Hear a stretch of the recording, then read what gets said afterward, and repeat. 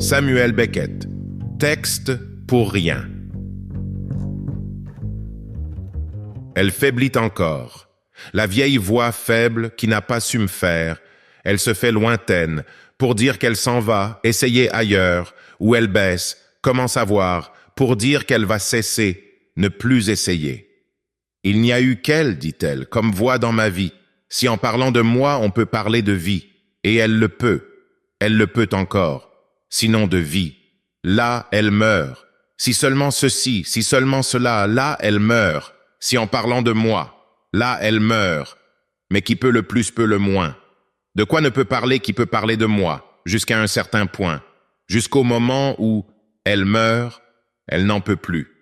De parler de moi, ici, ailleurs, dit-elle, murmure-t-elle.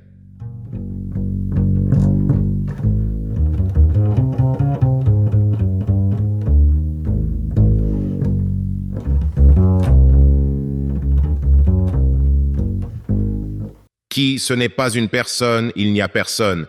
Il y a une voix sans bouche et de l'ouïe quelque part, quelque chose qui doit ouïr, et une main quelque part, elle appelle ça une main. Elle veut faire une main, enfin, quelque chose, quelque part, qui laisse des traces de ce qui se passe, de ce qui se dit. C'est vraiment le minimum. Non, c'est du roman, encore du roman. Seule la voix est bruissant et laissant des traces. Des traces.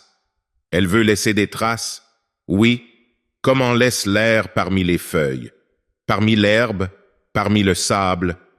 C'est avec ça qu'elle veut faire une vie. Mais c'est bientôt fini. Il n'y aura pas de vie. Il n'y aura pas eu de vie. Il y aura le silence, l'air qui tremble un instant encore avant de se figer pour toujours, une petite poussière qui tombe un petit moment. Air, poussière. Il n'y a pas d'air ici, ni rien pour faire poussière. Et parler d'instant, de petits moments, c'est pour ne rien dire. Mais voilà, ce sont les mots qu'elle emploie, qui a toujours parlé, qui parlera toujours, de choses qui n'existent pas ou qui existent ailleurs, si l'on veut, si c'est ça exister. Mais voilà, il ne s'agit pas d'ailleurs, il s'agit d'ici. Ah, elle y est enfin, elle y est encore. Il fallait sortir d'ici, aller ailleurs, là où le temps passe et les atomes s'assemblent, un petit moment, là d'où elle vient peut-être, d'où elle dit parfois devoir être venue pour pouvoir parler de tant de chimères. Oui, sortir d'ici, mais voilà, c'est vide, pas une poussière, pas un souffle, le sien seulement. Il a beau se mouvoir, rien ne se fait. Si j'étais là, si elle avait su me faire, comme je la plaindrais, d'avoir tant parlé en vain, non, ça ne va pas. Elle n'aurait pas parlé en vain, si j'étais là. Et je ne la plaindrais pas. Si elle m'avait fait, je la maudirais, ou je la bénirais. Elle serait dans ma bouche, maudissant, bénissant. Qui, quoi? Elle ne saurait pas le dire. Elle ne saurait plus dire grand-chose. Dans ma bouche, elle qui a su dire tant de choses, en vain.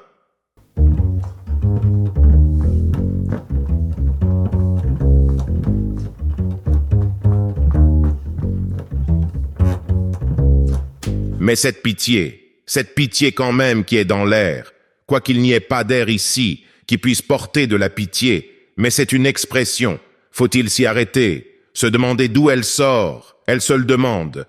Et si ce n'est pas un petit espoir qui luit, méchamment parmi les traîtres cendres, autre expression, petit espoir d'un petit être après tout, genre humain, larme à l'œil avant d'avoir rien vu. Non, il ne faut pas plus qu'au reste. Il ne faut plus s'arrêter à rien. Rien ne doit plus l'arrêter dans sa chute ou dans sa montée. Elle va peut-être s'achever dans l'aigu, sur un hurlement. Vrai, il n'a pas souvent retourné du cœur, au propre, au figuré. Mais ce n'est pas une raison pour espérer, qu'il n'y en aura jamais un, à envoyer crever là-haut, parmi les ombres chinoises. Dommage, dommage. Mais qu'est-ce qu'elle attend à la fin, puisque c'est décidé, puisque c'est forcé, pour fermer sa grande gueule morte, encore une locution, d'avoir réuni toutes ces conneries peut-être, dans un cadence digne du reste.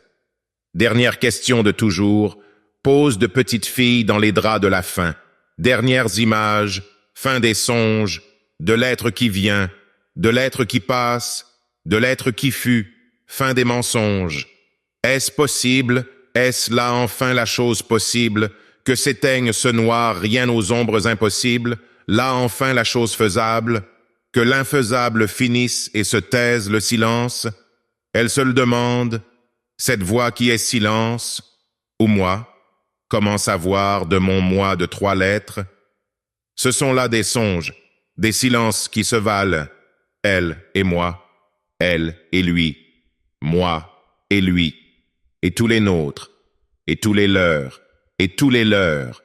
Mais de qui songe de qui? Silence de qui? Vieille question, dernière question, de nous qui sommes songe et silence, mais c'est fini, nous sommes finis, qui ne fûmes jamais. Il va ne plus rien y avoir là où il n'y eut jamais rien. Dernières images.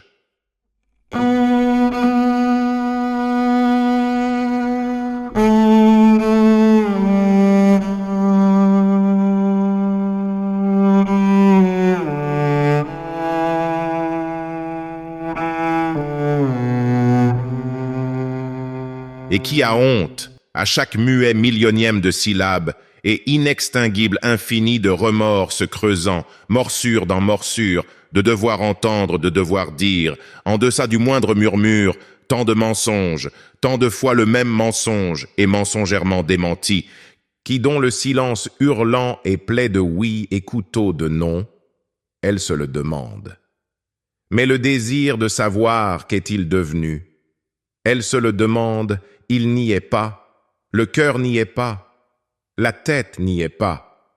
Personne ne sent rien, ne demande rien, ne cherche rien, ne dit rien, n'entend rien. C'est le silence. Ce n'est pas vrai. Si, c'est vrai, et ce n'est pas vrai. C'est le silence, et ce n'est pas le silence.